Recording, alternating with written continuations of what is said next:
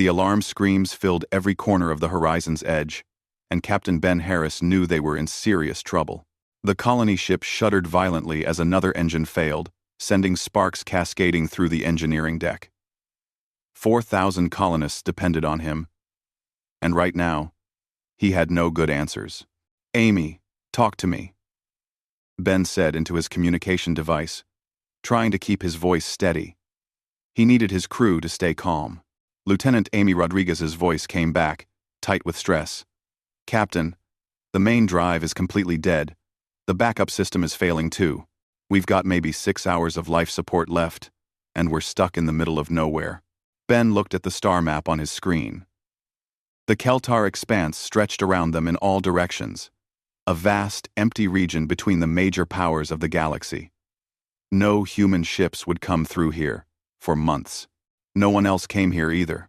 It was too dangerous, too lawless. Greg Chen, the colony administrator, appeared on the bridge. His face was pale. "Captain, the families are asking questions. What do I tell them?" Ben had no answer. They were 6 months from the nearest human outpost. Their distress signal would take weeks to reach anyone, and help would take months to arrive. They didn't have months. They didn't even have days. "Tell them we're working on it," Ben finally said. It was a weak answer, but it was all he had. 3 hours passed. Amy and her team did everything they could, but the engines were beyond repair. They needed parts they didn't have and expertise they couldn't access. The life support systems were failing faster than predicted. People were already feeling the effects as the air grew stale and thin. Then the sensors picked up something. A ship was approaching. "Unknown vessel on approach vector," the sensor officer called out. Small size, not matching any known military configuration. Ben's heart sank. In the Keltar expanse, unknown ships usually meant pirates or worse. But they had no choice. "Hail them," he ordered. The screen flickered, and an alien face appeared. Ben had seen many alien species in his years of service, but this one was new to him. The creature had reptilian features with smooth green scales and large, intelligent eyes. Its expression seemed gentle, almost concerned. "I am Keith Mora, captain of the Vakri trading vessel, Whisper of Tides," the alien said in surprisingly clear human language. "We detected your distress. Your ship is dying. Your people are in danger." "Yes," Ben admitted. There was no point in lying. "We need help, but we have little to offer in return. Our cargo is farming equipment and family belongings. Nothing valuable." Keith Mora tilted his head in what might have been the Vakri version of a nod. "We are not pirates, Captain. We are simply travelers who heard a call for help." He paused, then turned to someone off-screen. Ben could hear arguing in a strange, hissing language. When Keith Mora turned back, he looked tired but determined. "My crew is afraid. They say helping you will delay our journey and use our limited supplies. They are not wrong, but I cannot leave people to die in the void. It would haunt me forever." Over the next 12 hours, the Vakri ship attached to the horizon's edge. The aliens worked alongside Amy's engineering team, sharing their repair materials and technical knowledge. They gave the humans food and water from their own stores. They provided detailed maps of safe routes through the expanse, routes that would save weeks of travel time. Ben watched Keith Mora work, directing his small crew of 5 Vakri with quiet efficiency. They were not warriors, or even particularly advanced technologically. They were merchants and scholars, people who valued knowledge and compassion over profit and power. "Why are you doing this?" Ben asked Keith Mora during a brief rest period. "Your crew is right. This costs you greatly." Keith Mora's large eyes met his. "Because it is right, Captain Harris. We, Vakri, believe that all sentient beings are connected. To abandon you would be to abandon part of ourselves. Besides," he added with what might have been a smile, "mercy requires no currency." As the repairs continued, Keith Mora shared troubling news. His people were facing increasing harassment from the Dravix Consortium, a criminal empire that controlled large portions of the Keltar expanse and surrounding regions. The Draviks demanded tribute from peaceful traders like the Vakri, and their demands were growing more aggressive. The Galactic Council does nothing, Keith Mora said quietly. We are too small, too weak to matter. The big powers ignore us. Ben felt anger rise in his chest. The galaxy was supposed to be civilized, but clearly, civilization had its limits. Finally, after 14 hours of work, Amy announced that the engines were functional. Not perfect, but good enough to limp home. The life support was stabilized. The Horizon's Edge would survive. Ben insisted on offering payment, but Keith Mora refused. Keep your resources, Captain. You have a long journey ahead and 4,000 lives to protect. That is payment enough for me. Before the Vakri ship departed, Ben reached into his pocket and pulled out a small metal coin. It was a challenge coin from his days in the Earth Defense Force, marked with the symbol of his old unit. Each coin was unique, given only to those who had served with honor. I want you to have this, Ben said, pressing it into Keith Mora's scaled hand. Where I come from, this represents a bond between warriors. You may not be a warrior, but you have more honor than most soldiers I've known. If you ever need help, if your people ever need help, send word to humanity. Show them this coin. Tell them Ben Harris owes you a debt. Keith Mora looked at the coin, turning it over in his hands. I doubt we will ever need to call upon this debt, Captain. The Vakri do not have friends among the powerful species, but I will treasure this gift. The two ships separated, the Vakri vessel disappearing into the vast darkness of space. You really think we'll ever see them again? Greg asked. Ben didn't answer immediately. He went to the ship's computer and created a formal log entry, recording every detail of their encounter with the Vakri. He marked it as a debt of honor, an obligation that must be remembered. I don't know, Ben finally said.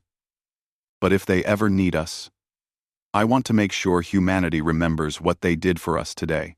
They saved 4,000 lives when they had every reason to pass us by. That kind of mercy deserves to be remembered. The Horizon's Edge continued its journey home, its engines humming weakly but steadily.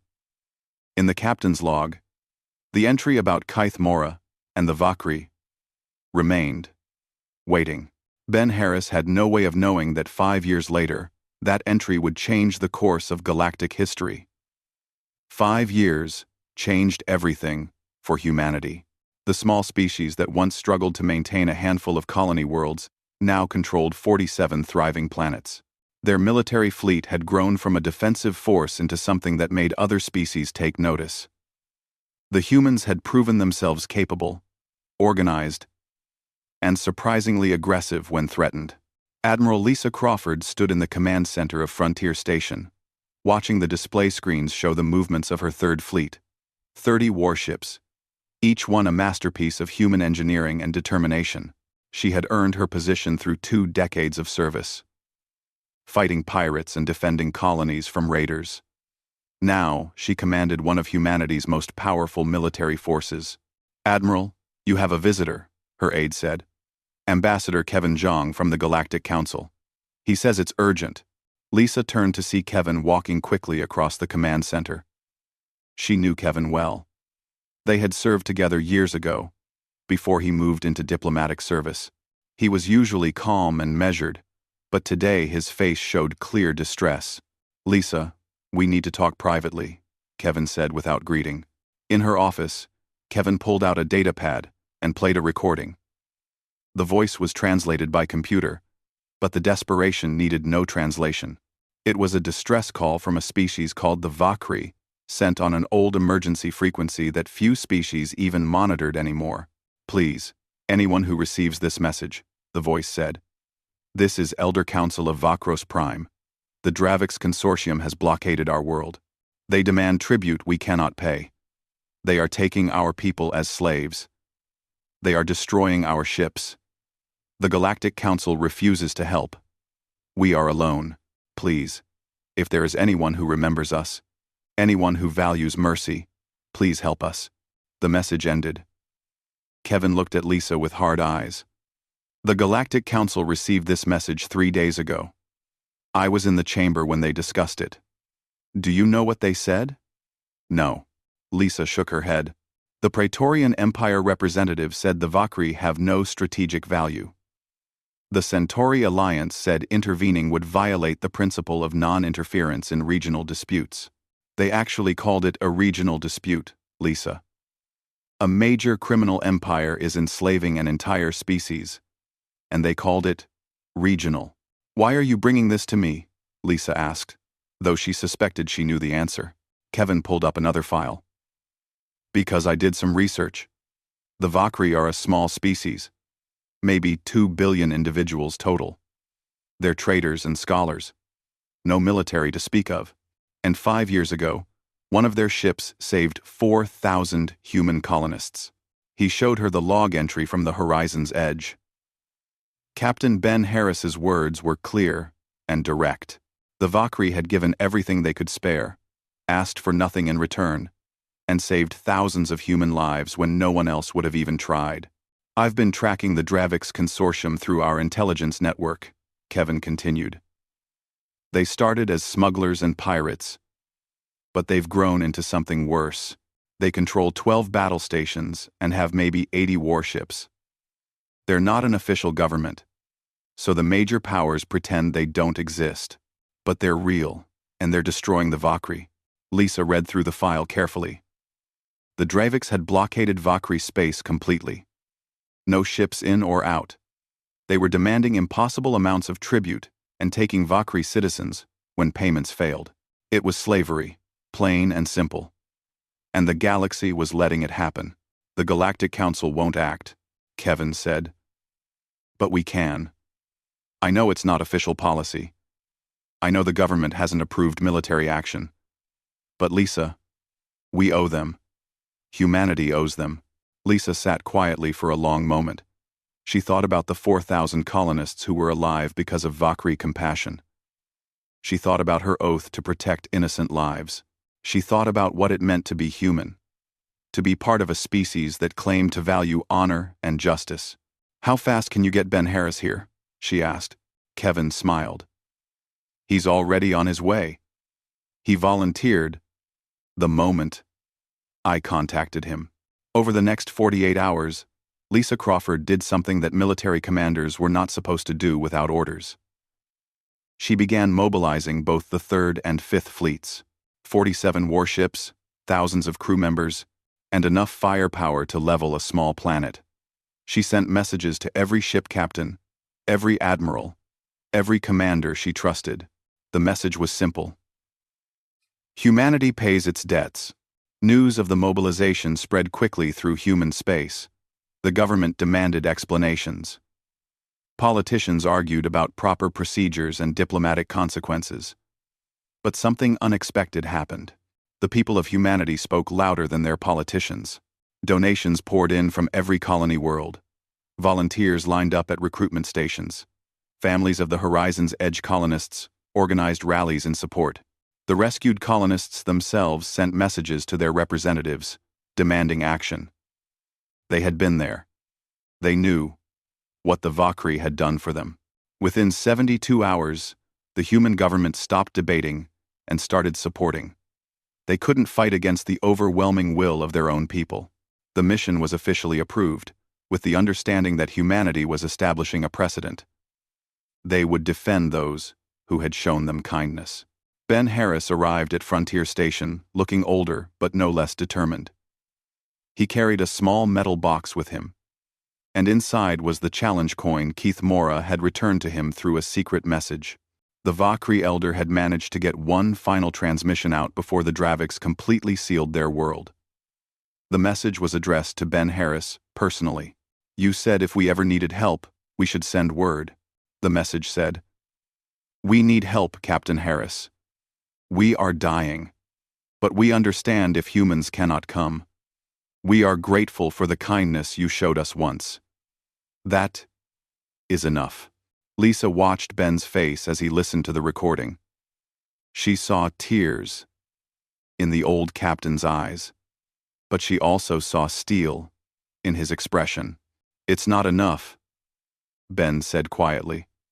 "Kindness demands kindness. Mercy demands mercy. They gave us everything when we were dying. Now we do the same for them." The fleet prepared for departure. Intelligence Officer Alex Turner provided detailed analysis of the Dravix forces. 12 battle stations, heavily armed. Approximately 80 warships of various sizes. The Dravix were confident, experienced in combat against weaker opponents. They had never faced a coordinated military force like humanity's fleet. As the ships prepared to launch, Kevin stood with Lisa on the observation deck. "The Galactic Council is watching," he said. "The Praetorian Empire thinks we're fools. The Centauri Alliance is placing bets on how badly we'll fail. Most of the galaxy thinks we're about to commit suicide for a species that nobody cares about." Lisa smiled coldly. "Then, they don't understand humans very well. We remember our friends. And we really hate bullies." The fleet launched, 47 ships moving as one coordinated force. The journey to Valkyrie space would take 3 weeks. During that time, the galaxy watched and wondered. Some species admired humanity's honor. Others thought they were reckless and stupid. The Dravix Consortium sent a mocking message saying they looked forward to adding human ships to their collection. On the bridge of her flagship, Lisa Crawford recorded a message that she broadcast on every frequency, in every language the galaxy spoke. The Valkyrie showed humanity mercy when we needed it most. They asked for nothing. They expected nothing. But they will receive everything we can give. To the Dravix Consortium, withdraw from Valkyrie space immediately. This is your only warning. Humanity protects its friends. The message spread across the galaxy. In the halls of the Galactic Council, politicians debated. On a blockaded world called Vakros Prime, an old Valkyrie named Keith Mora looked up at the stars and wept with hope.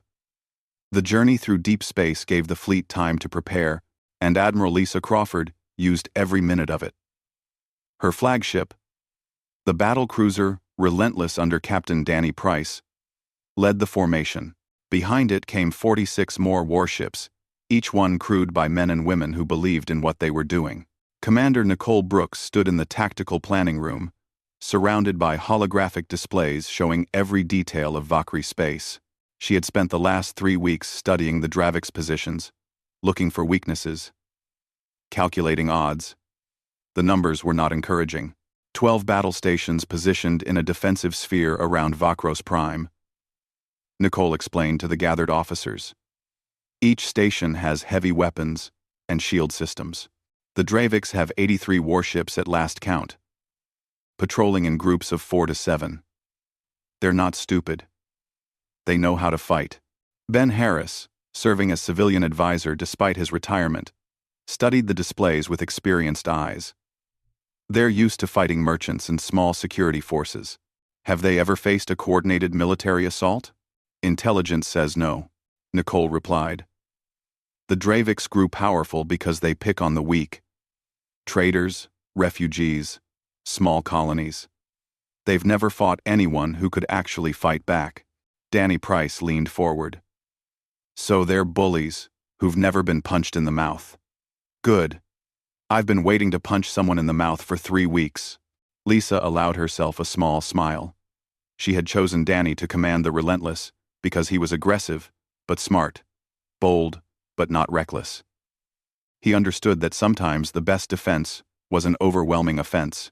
Our advantages, Nicole continued, are coordination, technology, and motivation. They've gotten lazy patrolling a blockade against ships that can't fight back, and they don't know what we're capable of. What about their battle stations? Someone asked. That's where it gets interesting, Nicole said, manipulating the hologram to zoom in on the stations. These stations are powerful, but they're designed to control space, not to fight a fleet battle.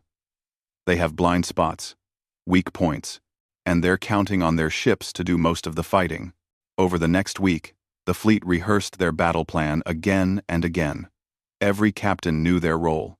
Every crew member understood the mission. They weren't fighting for territory or resources. They were fighting because it was the right thing to do. Because 5 years ago, someone had shown humanity mercy when mercy was all that stood between life and death. Lieutenant Ryan Foster led one of the fighter squadrons, young pilots flying the newest human combat craft. They practiced precision strikes, coordinated attacks, high-speed maneuvers that would make the Dravix ships look slow and clumsy. Remember, Ryan told his pilots during a briefing, we're not just fighting for the Valkyrie. We're showing the whole galaxy who humans are. We're proving that honor isn't just a word. Make every shot count. Make them remember us. 2 days before arrival, Lisa received a message from the Galactic Council. The Praetorian Empire demanded that humanity turn back, claiming the mission violated galactic law. The Centauri Alliance warned that any action could have serious diplomatic consequences. Smaller species sent messages of support or fear, depending on their relationships with the major powers. Lisa ignored all of it. She sent one response, broadcast to the entire galaxy. Humanity answers the call of those who showed us kindness. We will not be deterred by politics or threats. Justice is not negotiable. Ben Harris spent those final days talking with the crew members, sharing the story of the Horizon's Edge. Many of the younger sailors had never heard the full account. They listened as Ben described the dying ship, the desperate families, the Valkyrie vessel that appeared like a miracle. Keith Mora could have passed us by, Ben told them. He could have protected his own crew and supplies, but he chose compassion over safety. That choice saved 4,000 lives. Now we have the chance to save 2 billion. We have the power to stop evil. And if we don't use that power, what's it worth? The fleet emerged from faster-than-light travel at the edge of Valkyrie space, and immediately every sensor lit up with Dravix contacts. The 12 battle stations glowed like angry stars, their weapons already charging. 83 warships began moving into formation, preparing to engage. On the surface of Vakros Prime, Keith Mora stood with other Valkyrie elders, watching their primitive detection systems show the arrival of the human fleet. 5 years had aged him, and the stress of the blockade had taken its toll. He clutched Ben Harris's challenge coin in his scaled hand, hardly daring to hope. They came, one of the other elders whispered. The humans actually came. Lisa opened a communication channel to the Dravix command station. A crude hologram appeared, showing a brutish alien with multiple eyes and a permanent sneer. This was Commander Vex Kor, leader of the Dravix forces. Unknown human fleet? You are trespassing in Dravix-controlled space, Vex Kor said with obvious amusement. Turn back now, or be destroyed. We have 80 ships to your 47, and battle stations that can tear your vessels apart. This is not your fight. Lisa's face remained calm, but her eyes were ice. This is exactly our fight. The Valkyrie are under human protection. You have one chance to withdraw peacefully. Leave this system within the next 10 minutes, or we will remove you by force. Vex Kor laughed, a harsh sound that echoed through the communication system. You humans are either very brave or very stupid. We have broken stronger fleets than yours. We have enslaved species more powerful than the Valkyrie. What makes you think you can stop us? Because, Lisa said quietly, you hurt our friends, and we really don't like that. She cut the communication and turned to Danny. Captain Price, you may begin the attack whenever ready. Danny smiled. With pleasure, Admiral. All ships. This is relentless actual. Execute Operation Hammer. Show them what happens when you mess with humanity's friends. The fleet split into 4 groups, each one moving with perfect coordination. The Dravix ships scrambled to respond, but they were used to opponents who ran away, not opponents who charged directly into battle. Fighter squadrons launched, filling space with small, deadly craft. Nicole's tactical plan unfolded with precision. The first wave targeted the battle station's communication arrays, blinding the Dravix coordination. The second wave hit their shield generators with concentrated fire. The third wave delivered the killing blows before the stations could even respond effectively. Lieutenant Ryan Foster led his squadron straight through a formation of Dravix ships, his pilots moving like a school of fish, perfectly synchronized. They destroyed 3 enemy vessels in less than 2 minutes. On Vakros Prime, Keith Mora watched explosions light up the sky as human ships tore through the blockade. He had never seen such controlled aggression, such perfect coordination. The humans fought like they did everything else, with absolute commitment and unshakable determination. "They're winning," an elder said in disbelief. "The humans are actually winning." In space, Vexcor's confident sneer had disappeared. His ships were dying. His stations were falling. The humans fought with a fury he had never encountered, but it was controlled fury, directed with surgical precision. This wasn't just a battle.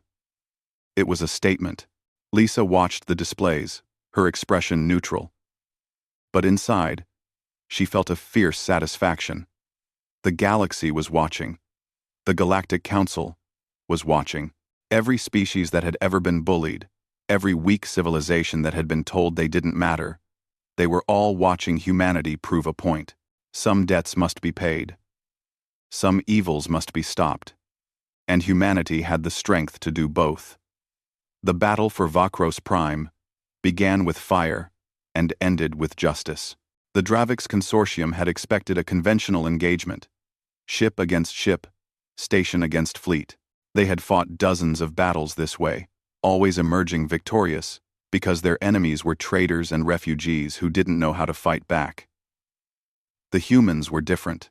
Commander Nicole Brooks coordinated the assault from her station aboard the Relentless, her fingers dancing across holographic controls as she directed 47 warships like a conductor leading an orchestra.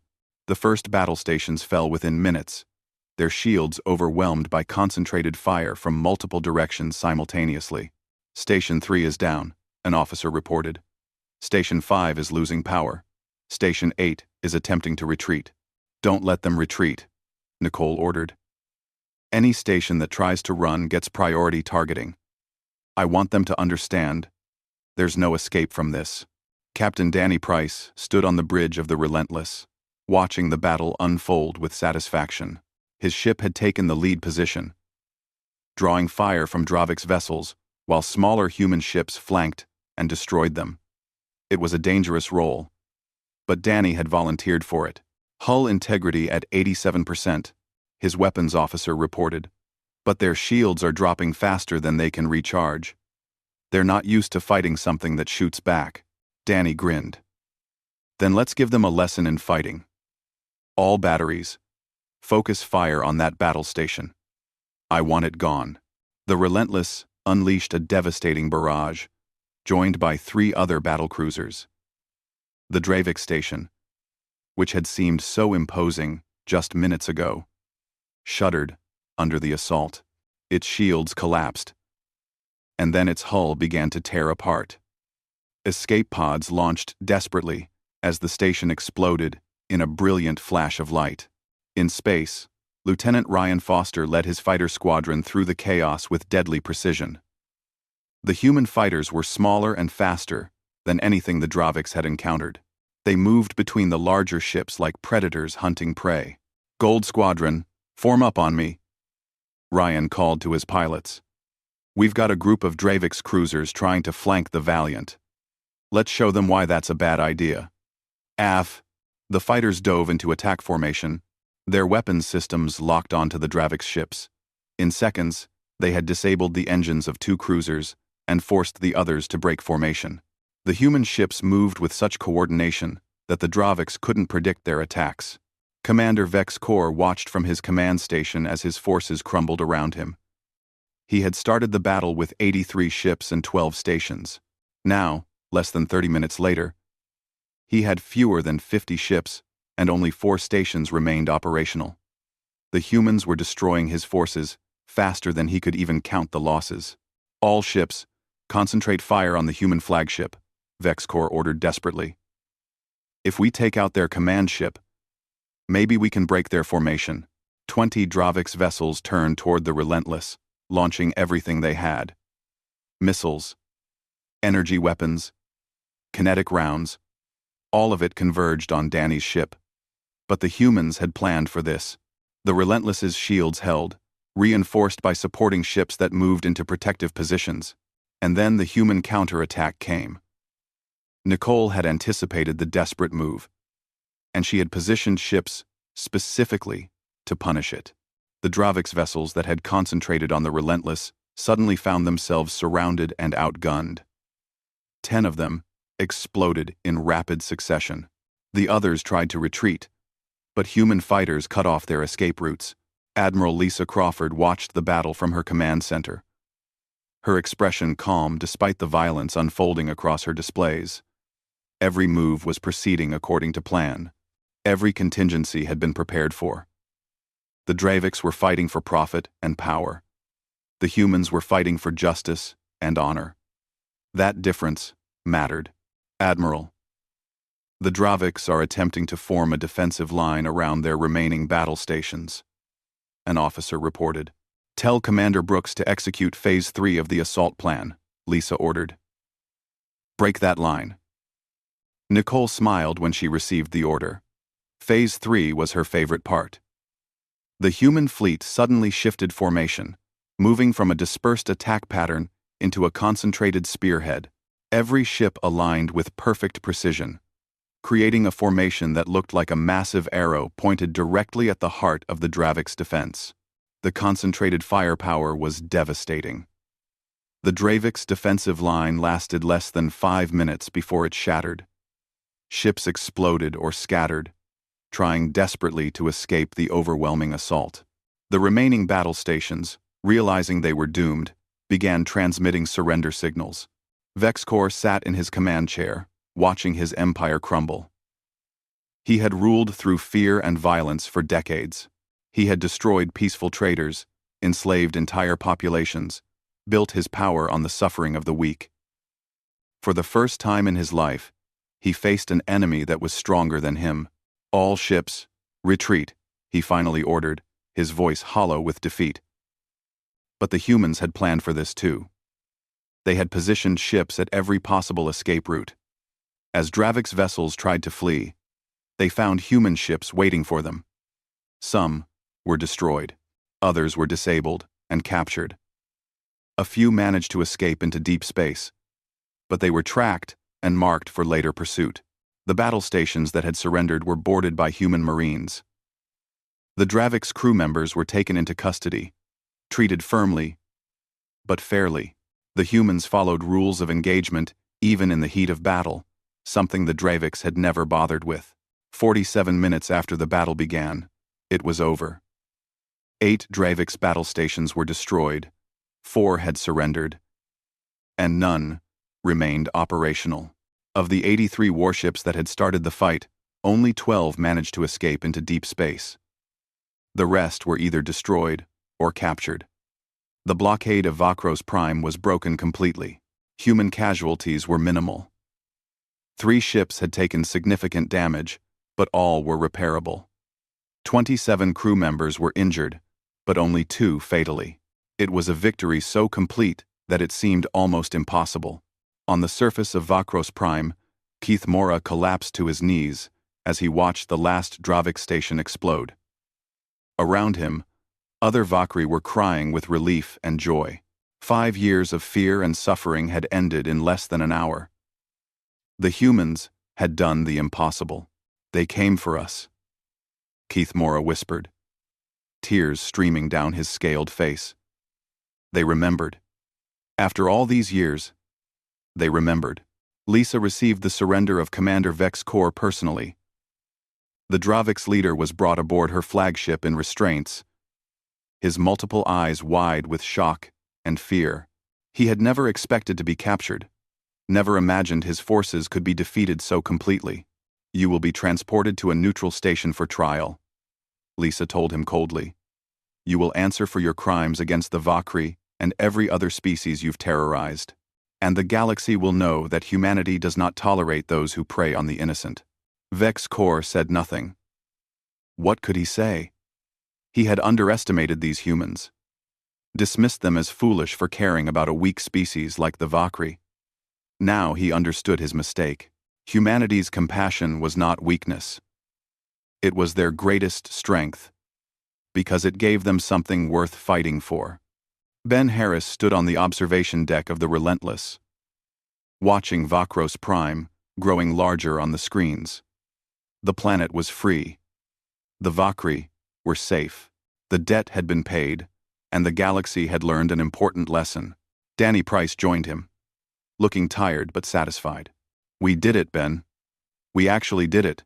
Ben nodded, thinking of that day 5 years ago when Keith Mora's ship had appeared out of the darkness to save the horizon's edge. They saved us when no one else would. This was the least we could do.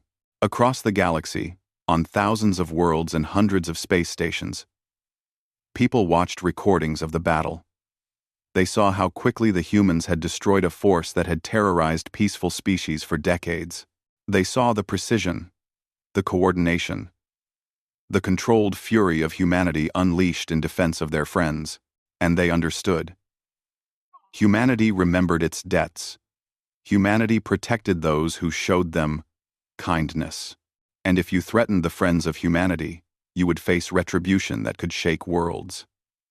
6 months after the Battle of Vakros Prime, Ambassador Kevin Zhang stood before the Galactic Council and wondered if he was about to start a war or prevent one. The massive chamber held representatives from 200 species, but the only ones who really mattered sat in the front row. The Praetorian Empire and the Centauri Alliance, the two most powerful civilizations in the galaxy, had called this emergency session specifically to condemn humanity's actions. The Praetorian representative, a tall being covered in metallic scales, spoke first. His voice echoed through the chamber with authority that came from ruling 1,000 worlds. The human military action in Vakri space was illegal, aggressive, and completely unacceptable. They violated galactic law by intervening in what was clearly a regional dispute. Kevin remained calm, his hands folded on the desk before him. He had prepared for this moment for months. "Regional dispute?" he asked quietly. "Is that what we're calling slavery now?" The Dravix Consortium was enslaving an entire species, and this council refused to act. The Centauri representative, a being of pure energy contained in a crystalline form, pulsed with irritation. "The council follows established procedures. We cannot intervene in every conflict across the galaxy. The Vakri are not a member species. They have no defense treaties. Humanity had no legal standing to act, but we had moral standing," Kevin replied. He activated a holographic display, showing the recording from the horizon's edge 5 years earlier. The council watched as Keith Mora and his small crew worked desperately to save 4,000 human colonists. They heard his words. "Mercy requires no currency. The Vakri showed humanity compassion when we were dying," Kevin continued. "They asked for nothing in return, but when they needed help, this council abandoned them. So humanity acted. We paid our debt, and we would do it again." The chamber erupted in arguments. Some species supported humanity's actions, particularly the smaller, weaker civilizations who knew they could be the next target of predators like the Dravix. Others condemned the humans for setting a dangerous precedent. The major powers saw it as a threat to their control. Admiral Lisa Crawford sat in the observation gallery, watching the debate. She wore her dress uniform, every medal earned through years of service displayed proudly. Next to her sat Captain Ben Harris, no longer in retirement but serving as a special advisor to the human military. He still carried Keith Mora's challenge coin in his pocket. "Think they'll try to punish us?" Ben asked quietly. Lisa shook her head. "They can't. We didn't break any laws they actually enforce. And we proved something important. We proved that humanity has the strength to back up our principles." The debate continued for hours. The Praetorian representative demanded sanctions against humanity. The Centauri wanted restrictions on human military expansion. Smaller species argued that humanity had done what the council should have done. It was chaos. And Kevin, Let it continue. He wanted every species to speak. Wanted the galaxy to see how divided the council really was. Finally, an unexpected voice called for attention. The Vakri representative, an elderly diplomat named Sitharki, rose slowly to speak. The chamber quieted out of curiosity. The Vakri rarely spoke in council sessions, usually content to observe and trade. "Honored members of the council," Sitharki said, his translated voice soft but clear. "I have served this council for 40 years. In all that time, I have watched as the powerful debated while the weak suffered. I have seen species enslaved, worlds destroyed, and civilizations ended. And I have heard the same words repeated again and again. Regional dispute, proper procedure, insufficient legal standing." He paused, letting his words sink in. "When the Draviks came to our world, we sent the proper requests for help through the proper channels. We followed every procedure. And the council did nothing. We were told we did not matter enough, that our suffering was not important enough, that our lives were not valuable enough." Sitharki pulled out a small metal coin, holding it up for all to see. "This belongs to Captain Ben Harris of humanity. It was given to Keith Mora, the Vakri, who saved 4,000 human lives 5 years ago. When we faced extinction, we sent this coin back to humanity with a simple message. Help us, if you can. We had no expectation of assistance. We had no treaty, no legal standing, no strategic value." His voice grew stronger. "But the humans came anyway. They mobilized 2 entire fleets. They traveled 3 weeks across dangerous space. They fought and bled to save a species that the council called unimportant. They did this not for profit, not for territory, not for power. They did it because we showed them mercy once, and they remembered." The chamber was completely silent now. Sitharki looked directly at the Praetorian and Centauri representatives. "You ask if humanity violated galactic law. I ask you this. What is the law worth if it protects the powerful and abandons the weak? What is the council worth if it debates procedures while civilizations die? The humans did not violate the spirit of galactic law. They fulfilled it, in ways this council has forgotten." He sat down, and the silence continued. Kevin saw something he had never expected to see in the Galactic Council. Shame. Many of the representatives, even some from major powers, could not meet Sitharki's gaze. The vote came hours later. No sanctions against humanity. No restrictions on their military. Instead, a formal recognition that defensive actions in support of oppressed species would be considered legitimate under galactic law. It wasn't everything Kevin had hoped for, but it was something. On Vakros Prime, a massive celebration was taking place. The humans had been invited as honored guests, and thousands of Vakri filled the streets to see them. Ben Harris walked through the crowds with Keith Mora, who looked healthier and happier than he had in years. "We built something for you," Keith Mora said, leading Ben to the city center. There, in the main plaza, stood a monument carved from local stone. It showed 2 figures, one human and one Vakri, their hands clasped together. The inscription was written in both languages. They came when called. They remembered when forgotten. Ben felt tears in his eyes. He had spent his whole life in military service, fighting battles and protecting colonies. But this moment, standing before this monument on an alien world, felt more important than all of those other accomplishments combined. "We will never forget what you did for us," Keith Mora said quietly. "We will teach our children about this. We will make sure every Vakri knows that when we needed help, humanity answered." End quote.